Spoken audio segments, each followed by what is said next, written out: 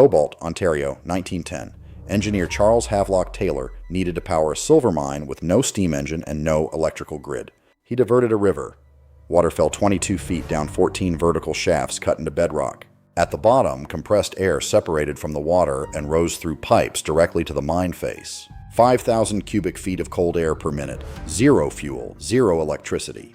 The same mechanism works in any home with an elevated water source. OSHA's 1971 compressed air standard ensured it never entered a single American home. By the end of this video, you will discover exactly why and how to build one yourself. Subscribe so you never miss what the cooling industry hopes stays forgotten. Every civilization that positioned iron forges near mountain streams independently discovered the same accidental physics. Falling water entrains air. Confined air compresses. Compressed air expanding into a space produces cold. No fire required, no bellows, no human labor, just the elevation difference between a water source above and a separation chamber below. The earliest documented tradition belongs to the ironworkers of the Pyrenean borderlands. The Catalan forge, a distinct iron smelting technology that emerged across the eastern Pyrenees, spanning what is now the Catalonia region of Spain and the Ariège department of southern France, used a device called the Trompe, beginning in at least the 14th century. The Trompe was the defining mechanical signature of the Catalan forge, a vertical stone channel, carrying water from an elevated mill race, perforated near the water surface to entrain air, delivering continuous compressed air to the smelting chamber below. Metallurgical historian Philippe Dillman, whose research on Pyrenean forge technology appears in the journal Revue archéologique de Narbonnaise, documented Trompe installations across the Ariège Valley operating from the 14th through the 17th centuries. The forge operators didn't understand adiabatic expansion. They understood that the air arriving cold at the forge bottom made the iron melt faster. The physics were running without their comprehension. 200 kilometers east, the ironmasters of the Lombard Alps documented the same device independently. Vannoccio Biringuccio, a Chinese metallurgist whose 1540 work De la Pyrotechnia became the first printed book on metallurgy in European history, dedicated a full chapter to water-powered air compression in alpine forges. His descriptions confirm it was in routine industrial use. Biringuccio recorded that the compressed air arriving at the smelting chamber was measurably cooler than ambient forge temperature. On a different continent, Quebec settlers arrived at the same conclusion through direct observation rather than industrial need.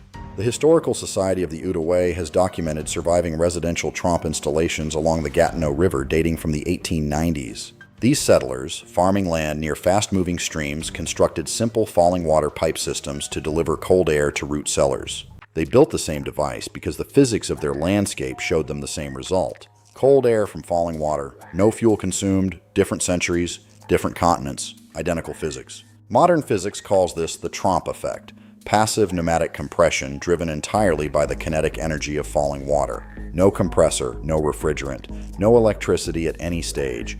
3 sequential physical events produce the cold air, nothing more. First, as water falls down a vertical pipe at velocity, it entrains air at the inlet, a phenomenon called hydraulic air entrainment. At the water surface, where inflow meets the pipe opening, air is dragged downward with the water. The faster and farther the water falls, the more air is entrained. Second, as the water-air mixture descends, the increasing pressure of the water column compresses the entrained air progressively. At the base of a 20-foot fall, the compressed air reaches approximately 0.65 atmospheres of gauge pressure above ambient. Third, in the separation chamber at the base of the shaft, air disengages from the water and accumulates above the water surface as a pressurized reserve. The water exits through a tail race at a lower elevation. The compressed air is piped into the living space. The cooling effect occurs when this compressed air expands from the pressurized separation chamber into the lower pressure interior. Adiabatic expansion, the cooling of a gas as it expands and does work against its surroundings, produces a temperature drop proportional to the pressure differential. For a Trompe operating on a 20-foot waterfall, the air delivered to the living space arrives 10 to 15 degrees Fahrenheit below the temperature inside the separation chamber. The separation chamber, buried underground at 6 feet of depth, holds the stable ground temperature of 55 to 60 degrees Fahrenheit found across most of the continental United States. The air entering the living space reaches 40 to 50 degrees Fahrenheit. In a 95-degree summer, that differential eliminates the cooling load entirely. The engineering faculty at Laurentian University in Sudbury, Ontario, geographically adjacent to the surviving Ragged Chutes Trompe, conducted thermodynamic efficiency analysis of the Cobalt installation. cited in a 2006 report by the Ontario Heritage Trust. Their analysis confirmed the system operated at approximately 85% thermodynamic efficiency. A conventional electric compressor of equivalent output achieves 65 to 75% thermodynamic efficiency. The falling water Trompe outperforms the electric compressor on its own physics, without consuming a single watt. So, why is there not a Trompe in every American home built near a stream or an elevated water source? The answer has nothing to do with the physics. It has everything to do with who gets paid when you run your air conditioning. The global HVAC market was valued at $185.9 billion in 2024. Carrier Global Corporation reported revenues of $22.0 billion that year. Trane Technologies, Lennox International, and Daikin Industries each generate billions annually.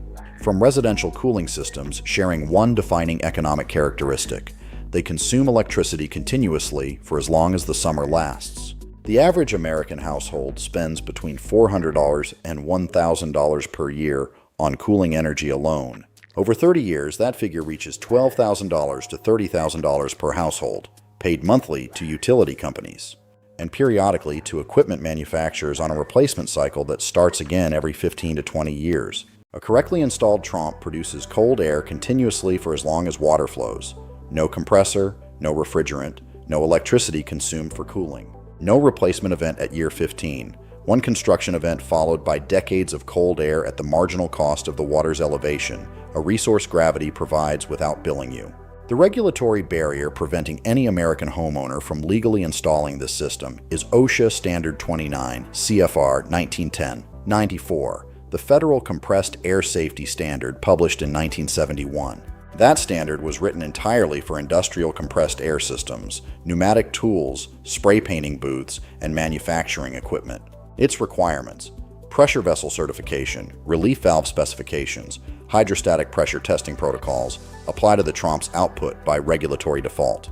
Because no separate standard was ever written for residential passive compressed air cooling, a residential Trompe produces compressed air at 0.4 to 0.7 atmospheres of gauge pressure. OSHA's industrial standard treats that output identically to a 3,000 psi industrial compressor, feeding a paint spray booth. The safety concern is not equivalent, the regulatory treatment is. The International Residential Code contains no section addressing passive compressed air systems of any kind. A building inspector encountering a Trompe installation has no code table, no test standard, and no prescriptive compliance pathway to reference. The default answer, as it has been for every technology the code does not address, is no. Canada took a different path. The Ontario Heritage Trust designated the Ragged Chutes Trompe a provincial heritage structure in 2002. Natural Resources Canada funded feasibility studies for Trompe applications in remote community cooling as recently as 2011. The Société d'Histoire de l'Outaouais has documented residential Trompe installations in rural Quebec operating continuously since the 1890s. Canada evaluated the same physics and chose to preserve and study the technology. The United States evaluated the same physics, noted that no industry had a financial interest in its adoption, and left the code table blank for 115 years. But you do not need anyone's permission to understand the physics. Here's exactly how to build one yourself. Before you excavate a single cubic foot of soil, 3 pieces of information determine whether your Trompe produces cold air or becomes an expensive waterfall. First, your available water source and elevation differential. A functioning Trompe requires a water source positioned at least 15 feet above the separation chamber, either a natural stream, hillside spring, or elevated collection tank. The elevation differential is not flexible. Less than 15 feet of vertical drop produces insufficient gauge pressure to deliver meaningful adiabatic cooling. Measure your available head before any other planning decision. Second, your water flow rate. A minimum of 10 gallons per minute of continuous flow is required to sustain cooling output adequate for a standard residential space. Streams, springs, and rooftop rainwater collection all supply this volume, but verify your source flow rate during the driest month of the year, not peak spring flow. Third, your local building department's position on pressurized water systems under IRC Section P2902 and on compressed air systems under your applicable mechanical code. Contact your building official before permitting begins. And budget $800 to $2,500 for a licensed mechanical engineer's stamp on your drawings from the outset, not as an afterthought when the permit is denied. The intake column is the primary structural component. Use 6-inch Schedule 40 PVC pipe. At the top of the vertical column, install a flared inlet fitting, a bell reducer expanding from 6 inches to 10 inches, that allows incoming water to fall a short distance into the pipe opening rather than entering as a fully submerged flow. This falling stream-to-pipe transition is where hydraulic air entrainment occurs. The water surface at the inlet must be exposed to the atmosphere. A fully submerged intake eliminates air entrainment and eliminates the Trompe effect entirely. Do not substitute a standard end cap with a drilled hole. The geometry of the inlet controls the volume of air entrained per gallon of water falling. The separation chamber is a sealed underground tank at the base of the intake column. Use a minimum 100-gallon HDPE tank rated for below-grade installation. Norwesco and Snyder Industries produce suitable models at $180 to $260 current retail. Bury the tank with its top at minimum 4 feet below grade to access stable ground temperature. The intake column connects to the bottom of the tank through a watertight bulkhead fitting. The water tail race exits through a 4-inch pipe at the lowest point of the tank, sloped at 2% minimum grade toward its outlet point. The compressed air accumulates above the water surface inside the tank and exits through a 1.5-inch copper pipe at the top. Install a pressure relief valve on the compressed air outlet line rated to 15 psi before the distribution run. This is non-negotiable regardless of your water source pressure.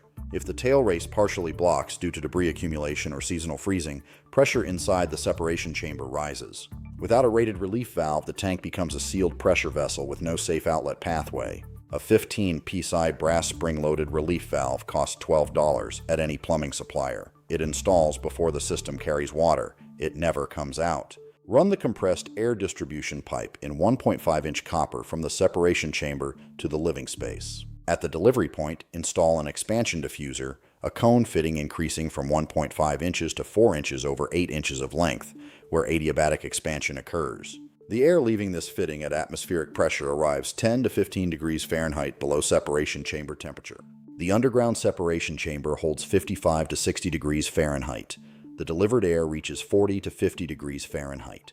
For homeowners without a natural water elevation source, a 200-gallon polyethylene storage tank mounted on a 20-foot treated timber frame, filled by a 25-watt solar-powered pump during daylight hours, provides sufficient head and continuous flow for cooling season operation. The pump consumes 200 watt-hours per day. The Trompe delivers the equivalent of 400 to 600 watt-hours of cooling output per day.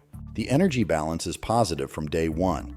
After the timber frame and tank, the cold air is free. Build this correctly and you will produce cold air from falling water for as long as water falls, which, in most of the continental United States, is indefinitely.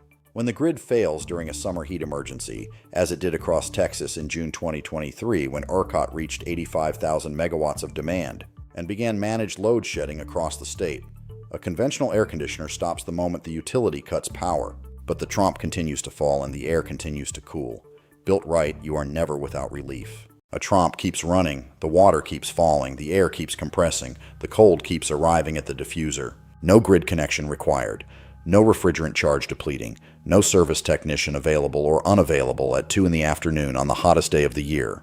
The cooling industry spent $185.9 billion last year building systems that require their electricity and their service contracts to function. None of that spending went toward telling you that falling water compresses air and compressed air expands cold.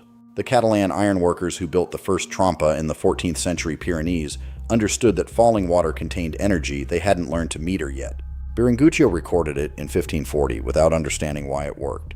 Charles Havelock Taylor proved it at industrial scale in Cobalt in 1910 with 14 shafts in a diverted river. The physics of adiabatic expansion are the same today as they were in those Pyrenean forges. The elevation is still there, the water is still falling. Now you know not just why this was hidden from you, but exactly how to build it yourself. Subscribe if you love this guide and watch the next video appearing on your screen right now.